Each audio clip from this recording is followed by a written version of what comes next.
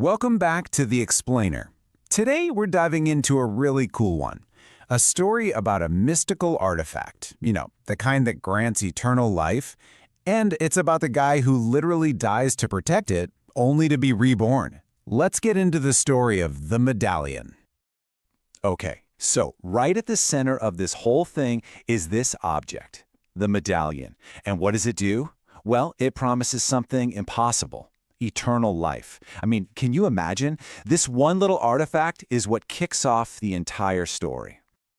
All right, so where do we start? We're dropped right into a high-stakes Interpol operation. The scene is set in this incredible sacred temple in Hong Kong. And the agents? They're closing in on a really bad dude, a big-time international criminal. And this is where we meet our main players, the two forces pushing this whole story forward. First up, you've got Inspector Eddie Yang. He's a classic good guy, a Hong Kong cop all about justice. And on the other side, the villain, a crime lord who goes by Snakehead. And his goal is, well, it's way bigger than just smuggling. He's after a specific boy and the incredibly powerful medallion that boy is protecting. So, let's meet the rest of the crew. Working with Eddie, we've got a couple of Interpol agents. There's Arthur Watson, who's, let's just say he's the comic relief, kind of bumbling. And then you have Nicole James, who is super skilled, and what do you know, she's also Eddie's ex-partner. Of course, we can't forget the boy. He's this quiet, mysterious kid who turns out to be the absolute key to everything. So, Snakehead manages to slip away during that temple raid, and just like that, the chase is on. The investigation takes Eddie and his team clear across the world, all the way to Dublin Island. The hunt for Snakehead, the boy, and that medallion is officially an international affair. Once they get to Dublin, things get way more intense. The team gets a tip. There's a shipment coming into the docks, and it's tied to Snakehead. And right here, at these docks, this is where everything changes. What starts as a heroic mission is about to take a really dark turn. Okay, so at the docks, it all goes down. It escalates so fast. Snakehead's crew shows up, and they're there for one reason, to snatch the boy. Eddie, thinking on his feet, makes a desperate move to save him. He gets them both inside a huge shipping container. The problem is, it becomes a trap. The container gets sealed, and then, worst case scenario, it's accidentally knocked right into the ocean. And it just starts sinking to the bottom of the sea. And there's just no way out. He's trapped in a giant metal box at the bottom of the ocean. Inspector Eddie Yang drowns. He dies saving that boy. And you're just sitting there thinking, wow, that's it. That's the end of our hero. But wait, just when you think the credits are about to roll on our hero's story, that magical piece we heard about at the very beginning, it's about to make its grand entrance. So you have to ask yourself, is this really the end for Inspector Yang? Because no, it's not the end. Not even close. In this story, Eddie's death is something else entirely. It's a total transformation. For him, what looked like the final curtain call is actually just the beginning of a whole new chapter.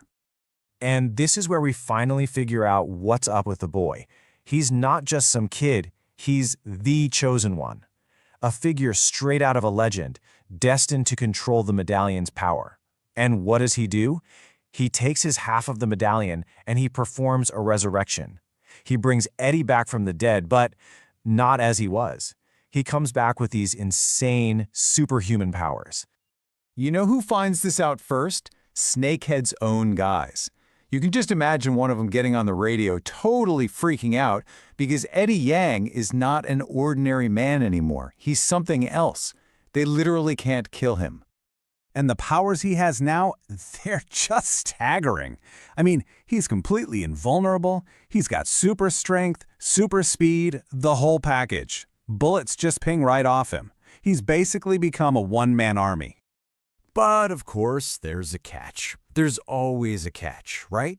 To get the full godlike power, you need both halves of the medallion. See, Eddie was brought back with just one half, and you can bet Snakehead is dead set on getting his hands on the complete set. So that's it. The stage is set for the ultimate showdown, an immortal hero versus a villain who's dying, well, not literally, to become one too. And for a terrifying second there, it really looks like the bad guy is going to win.